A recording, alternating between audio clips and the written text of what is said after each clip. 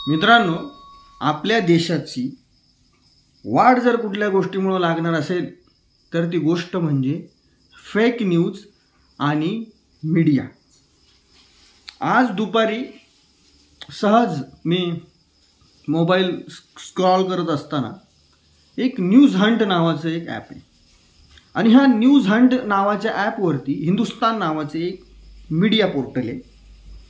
त्या मीडिया पोर्टलला जवळपास 4 मिलियन म्हणजे 40 लाख लोक फॉलो करतात आणि त्याच्यावरती अशी बातमी होती की शरद पवार इनके एक और भतीजे ने छोड़ा उनका साथ। आता मला थोडा इंटरेस्टिंग विषय वाटला की बाबा म्हणलं आता अजित पवार आणि श्रीनिवास पवार यांच्यानंतर आणखी कुठला भतीजा त्यांचा, कारण राजेंद्र पवार तर राजकारणात नाही आहेत।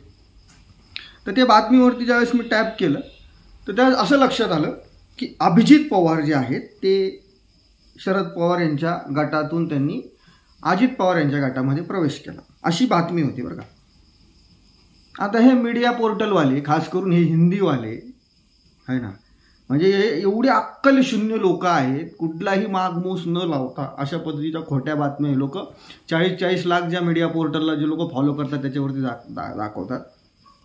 ज्यावेळेस मी ह्या बातमीच्या खोलात गेलो तर त्यावेळेस असं होतं की अभिजित पवार यांनी शरद पवार यांची साथ सोडून अजित पवार यांच्या गटामध्ये प्रवेश केला आणि तिथं संदर्भ दिलता की अभिजित पवार हे सकाळ जो पेपर आहे त्याचे माध्यम समूहाचे ते उपाध्यक्ष आहेत, असं त्या बातमीमध्ये लिहिलं होतं। मी तुम्हाला त्याचे स्क्रीनशॉट सुद्धा दाखवतो। पण खरी बातमी अशी होती की अभिजित पवार यांनी राष्ट्रवादी काँग्रेस पार्टी शरद पवार गटातून राष्ट्रवादी काँग्रेस पार्टी अजित पवार गटामध्ये प्रवेश केला आहे, पण त्या अभिजित पवारचा पवार फॅमिलीशी काहीही संबंध नाही आहे। तो जो अभिजित पवार आहे हा ठाण्यातला आहे, हा जितेंद्र आव्हाड यांचा शिवसहाय्यक होता, जितेंद्र आव्हाड यांचा पीए होता। अभिजित पवार आणि हेमंत वाणी नावाचे दोन जितेंद्र आव्हाड यांचे कार्यकर्ते आहेत। या दोन कार्यकर्त्यांनी नजीब मुल्ला यांच्या उपस्थितीमध्ये आज ठाण्यामध्ये राष्ट्रवादी काँग्रेस पार्टी अजित पवार गटामध्ये प्रवेश केला आणि या संदर्भामध्ये अजित पवार यांनी ट्विटसुद्धा केलं होतं। आता बघा, प्रवेश केला आहे ठाण्यातल्या जितेंद्र आव्हाड यांच्या एका कार्यकर्त्यांनी आणि बातमीचा संदर्भ या लोकांनी दिला, या हिंदी मीडियावाल्यांनी, गुडघ्यात मेंदू घेऊन हिंडणारी अवलादींनी, की शरद पवार यांची पुतणी म्हणजे प्रतापराव पवार यांचे चिरंजीव अभिजित पवार ज्यांचा राजकारणाशी काही संबंध नाही आहे, ते सकाळसारखा एक मोठा पेपर रन करत आहेत, त्याचबरोबर देशातल्या अनेक नामांकित संस्थेवरती ते सध्या काम करत आहेत वेगवेगळ्या माध्यमातून।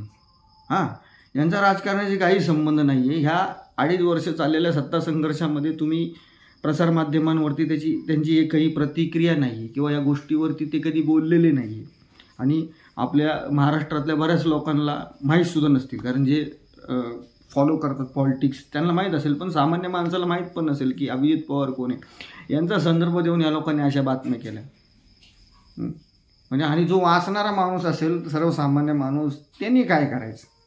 आणि ह्या अशाच पद्धतीच्या खोट्या बातम्या हे लोक वेळोवेळी स्प्रेड करत असतात।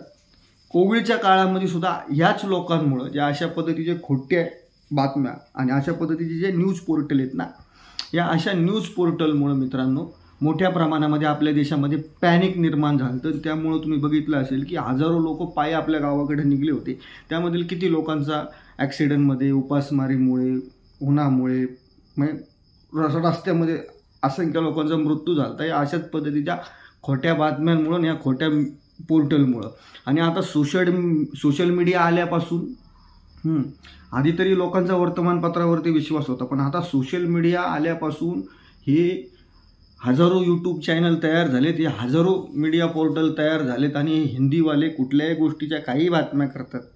म्हणजे एक उदाहरण तुम्हाला मी या अभिजित पवारचे दिलं आहे।